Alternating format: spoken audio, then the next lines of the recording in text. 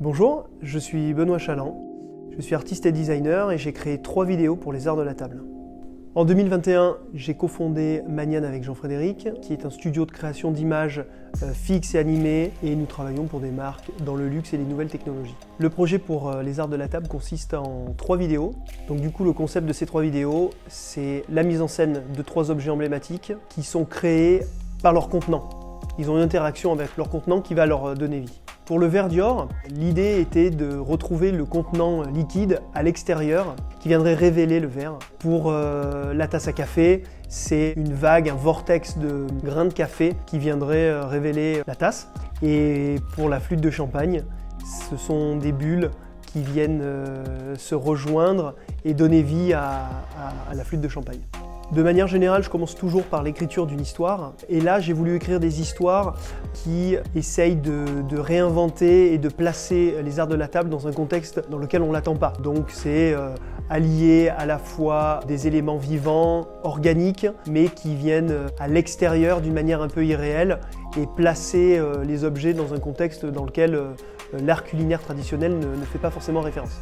Je suis très attiré par le design. L'art de la table en fait partie dans sa globalité, on va dire. Pour moi, ça fait partie du design en général et c'est toujours un élément qui est plaisant à traiter et à travailler parce que c'est toujours un détail qui vient sublimer une mise en scène, un set design, un agencement. Dans mes précédentes expériences, ça a toujours été un plaisir d'avoir cet exercice de travailler des objets qui ne sont pas forcément dans des proportions et dans des tailles énormes, d'avoir aussi un cadre, que ce soit sur une assiette ou sur un verre, ça définit la taille, ça peut aussi avoir un impact sur la création parce que quand on travaille sur une assiette, la surface est délimitée, alors que quand on travaille dans un espace, on a un espace d'expression qui est plus grand. Alors j'ai un processus assez régulier qui est d'explorer et expérimenter les choses. Je commence souvent par une idée écrite où il y a une notion un peu de narration sur laquelle après je viens poser des éléments et des formes visuelles. Et tout ça se construit petit à petit jusqu'à l'élaboration directement en 3D et la conception finale des objets. Donc du coup pour le verre Dior, j'ai été assez inspiré par les traditions et l'élégance de la maison Dior. Tout ça tournant autour bien sûr de la couture et du tissu. Le mouvement d'un tissu était très proche du mouvement du liquide.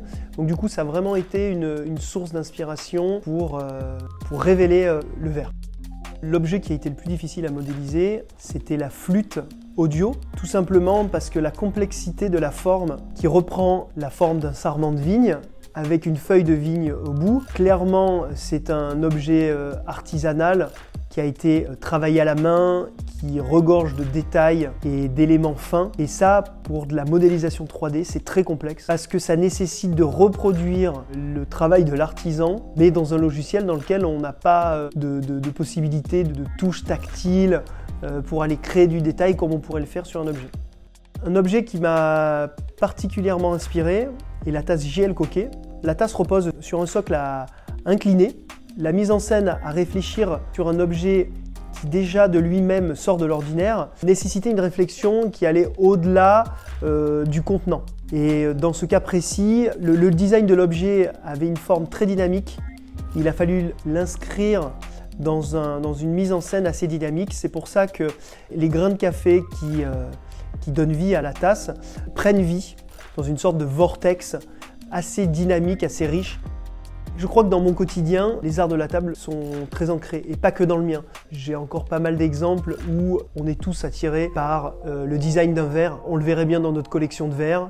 Ici chez Maniane, je fais très attention à ce que chaque nouvel arrivant ait une tasse avec son nom dessus, parce que c'est une manière d'appartenir à l'équipe, et ça passe du coup par cet objet qui est un objet du quotidien qu'on a sur son bureau en permanence et qu'on va utiliser tous les jours.